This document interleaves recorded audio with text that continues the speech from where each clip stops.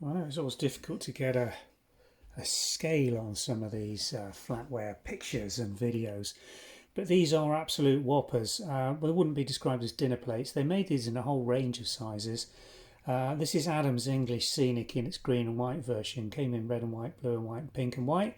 But this is the lovely, very subtle tone of green, various different shades of green in the way they transfer printed this.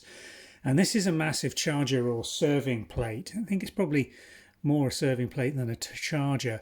English Ironstone, late 20th century, in absolutely fine mint condition. Let me show you the glaze reflection. There we go. Not a mark on it.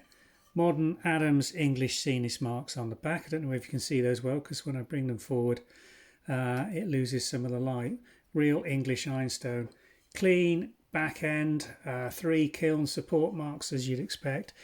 12.25 inch diameter, so well outsized for a dinner plate. These are intended for display. A lot of them ended up in wall racks and consequently got a little bit of damage where they wore around the edge. This one hasn't had that. It's not been other than on display in a dresser.